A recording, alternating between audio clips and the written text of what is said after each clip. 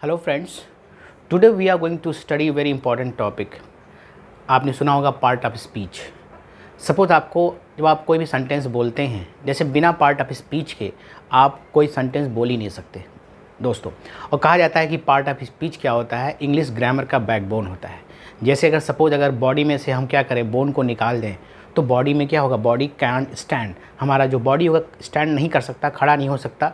ठीक उसी तरह से अगर हम ग्रामर के में से अगर पार्ट ऑफ स्पीच निकाल दिया जाए तो ग्रामर का कोई एग्जिस्टेंस नहीं रह जाएगा।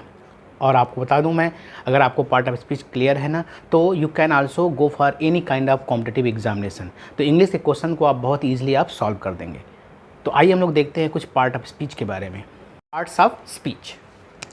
सो I am going to write the heading first, parts of speech. तो देखिए पार्ट्स ऑफ स्पीच होता क्या है। मैं अक्सर आपसे बोलता हूँ कि किसी भी वर्ड की मीनिंग आप अगर पता करना चाहते हैं तो उस वर्ड को ध्यान से देखिए, उस वर्ड में ही आपको मीनिंग मिल जाएगा। जैसे मैंने कहा पार्ट्स ऑफ स्पीच। देखिए पहले देखिए, पार्ट्स का मतलब आप जानते हैं स्मॉल सेगमेंट्स होते हैं, ठीक है। स्पीच देते हैं तो you use a complete sentence, आप एक कंप्लीट सेंटेंस यूज़ करते हैं और उस सेंटेंस का कुछ सेंस भी देता है।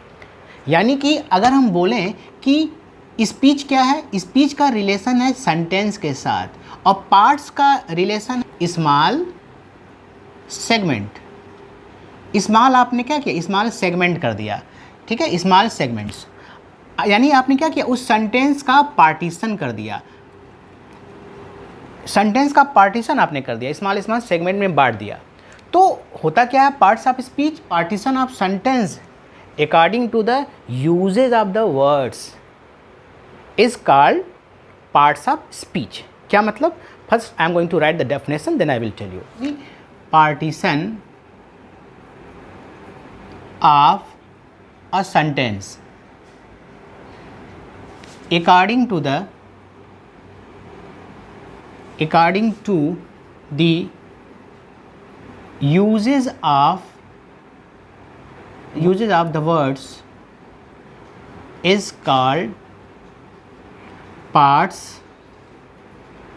Of speech. तो पार्ट्स ऑफ स्पीच क्या हुआ, तो आपने डेफिनेशन इसके मीनिंग से ही निकाला। पार्ट्स का मतलब हुआ पार्टीशन और स्पीच का मतलब कहीं ना कहीं सेंटेंस से होता है। तो डेफिनेशन आएगी partition of a sentence, sentence का जो पार्टीशन होता है according to the usages of the word. जैसे उसको जो आप सेंटेंस बोले हैं उसमें आपने वर्ड्स का यूज़ किया होगा, तो हर उस वर्ड का कहीं ना कहीं कुछ यूज़ होगा और जिसका जैसा यूज़ उसको हमने उसी जगह रखा हुआ है, ठीक है। तो इस तरह से पार्टीशन करना सेंटेंस का, यही पार्ट ऑफ स्पीच कहलाता है। जैसे एग्जांपल से समझ लेते हैं कैसा पार्टीशन। Ram is honest. यहाँ पे देखिए राम क्या है, राम नाउन है और इज़ क्या है, इसको हम लोग वर्ब बोलते हैं, ये हेल्पिंग वर्ब है। और ऑनेस्ट क्या है, एडजेक्टिव है। तो इस सेंटेंस को बनाने के लिए हम लोगों ने किन किन चीज़ों का यूज़ किया है, नाउन का, वर्ब का और एडजेक्टिव का, ठीक है। तो ये जो नाउन, वर्ब और एडजेक्टिव है, ये क्या है, ये पार्ट्स ऑफ स्पीच है। अच्छा, कोई पूछे आपसे इस सेंटेंस में कितने पार्ट्स ऑफ स्पीच है, उसका नाम बताइए, तो आप बोलेंगे नाउन, ठीक है, राम नाउन हो गया, वर्ब में इज़ आ गया और ऑनेस्ट जो एडजेक्टिव है। इसमें 3 पार्ट्स ऑफ स्पीच का यूज़ किया गया है, ठीक। एक और एग्जाम्पल देखते हैं। सचिन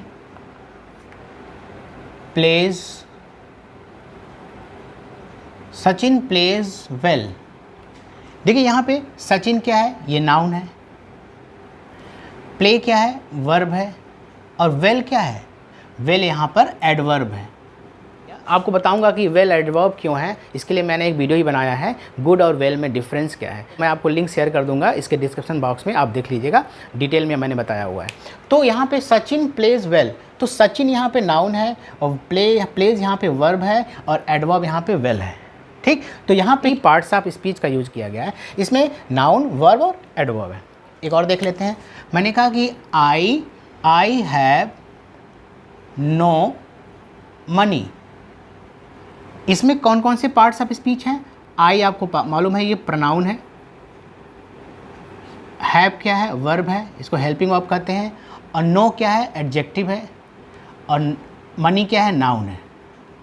तो मैंने इसके लिए भी वीडियो बनाया हुआ है कि नो और नॉट में डिफरेंस क्या है, तो I will also give the link in the description box, आप उसमें देख लीजिएगा। तो ये देखिए इस सेंटेंस में मैंने कितने पार्ट्स ऑफ स्पीच का यूज़ किया है, प्रोनाउन का, वर्ब का, एडजेक्टिव का और नाउन का, ठीक है। तो ये भी क्या है, ये पार्ट्स ऑफ स्पीच है, मतलब सेंटेंस मैंने बोला उसके स्मॉल पार्ट्स हैं और हर एक पार्ट का एक यूज़ है। उसको ऐसा नहीं कि आप कहीं भी लगा देंगे, नहीं, अगर आप कहीं भी लगाते हैं तो एक सेंस नहीं देगा ना वो, तो सेंस देने के लिए वट एवर देयर प्लेस, जो जिसकी जगह है वो आपको वहीं लगाना है। तो I will tell you in details कि सबके बारे में कि कहाँ कहाँ किसको लगाना चाहिए और कैसे यूज़ करना चाहिए। Now let's take one more example. मैंने कहा हेलो, हाउ आर यू। देखिए यहाँ पर हेलो क्या है, ये है इंटरजेक्शन। अब कैसे पता मुझे, देखिए यहाँ पे ये जो साइन लगा हुआ है ये इंटरजेक्शन का साइन होता है। एक लाइन आप खींचिए, उसके नीचे एक पॉइंट लगा दीजिए, इंटरजेक्शन का साइन है, इसको बोलते हैं इंटरजेक्शन। और यहाँ पे ये क्या है, ये तो क्वेश्चन वर्ड है, ये क्या है यहाँ पे, ये हेल्पिंग वर्ब है, ये वर्ब है, ठीक है। और यू क्या है, ये प्रोनाउन है। तो यहाँ पर हम लोगों ने कितने पार्ट्स ऑफ स्पीच का यूज़ किया है, 3, इंटरजेक्शन, वर्ब और प्रोनाउन। तो याद रखिएगा दोस्तों कि पार्ट्स ऑफ स्पीच कितने होते हैं। कोई आपसे पूछे कि पार्ट्स ऑफ स्पीच होते कितने हैं, तो आप बताएंगे कुल मिला के 8 पार्ट्स ऑफ स्पीच होते हैं, ठीक है। तो हम उसके बारे में डिटेल में पढ़ेंगे। तो there are parts of speech, तो इसको भी लिख लेते हैं कि there are 8 parts of speech. कौन कौन से हैं उसका नाम देख लेते हैं। जो सबसे पहला जो पार्ट्स ऑफ स्पीच है वो है नाउन। नाउन सबसे इम्पॉर्टेंट पार्ट्स ऑफ स्पीच है। किसी भी सेंटेंस का जो राजा होता है वो नाउन होता है, और बिना नाउन के सेंटेंस तो अधूरा होगा, ठीक है। तो नाउन सबसे इम्पॉर्टेंट होता है। सेकंड में आता है नाउन, इसके बाद आता है प्रोनाउन। अगर कहीं नाउन ना हो, अगर नाउन है ही नहीं, सपोज राजा है नहीं, तो आप क्या करेंगे, राजा की जगह पे किसी और को रखेंगे। तो नाउन की जगह पे जिसको आप रखते हैं, जिसको आप रखेंगे, जिसको यूज़ करेंगे, वो प्रोनाउन होता है। I will tell you in details, ठीक है। अब उसका आता है एडजेक्टिव। एडजेक्टिव क्या है, नाउन या प्रोनाउन को जो डिस्क्राइब करे, उसकी विशेषता बताए, ठीक है, उसको हम लोग एडजेक्टिव बोलते हैं। देखिए इसका यूज़, एडजेक्टिव का यूज़ नाउन के ही आसपास रखना होगा, तभी तो उसकी विशेषता बताएगा। उसका आता है एडवर्ब। एडवर्ब क्या है ये भी बताऊंगा। ये वर्ब की मीनिंग में चेंज लाता है, ठीक है। एडजेक्टिव है, प्रीपोजिशन है, इन सब की मीनिंग में चेंज लाता है। ये खुद अपनी मीनिंग में भी चेंज लाता है, ओके। Number 5 is conjunction.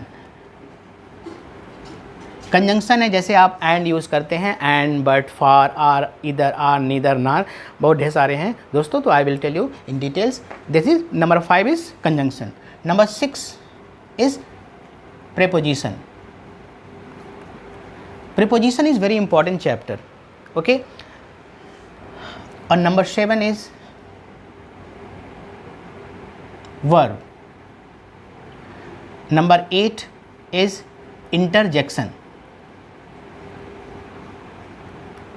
तो ये कुल मिला के 8 पार्ट्स ऑफ स्पीच हो गए और हम लोग इसको डिटेल में पढ़ेंगे। और मुझे पूरा विश्वास है कि after watching my video your confusion regarding noun, pronoun, adjective, adverb, this will be completely over and everything will be clear. अगर आपको ये वीडियो अच्छा लगा प्लीज़ इसे लाइक कीजिए, शेयर कीजिए। मैं आपके सामने ऐसे ही अच्छे वीडियो लेकर आऊँगा दोस्तों। और अगर आपने सब्सक्राइब नहीं किया है तो प्लीज़ इसे सब्सक्राइब कीजिए। Thank you so much.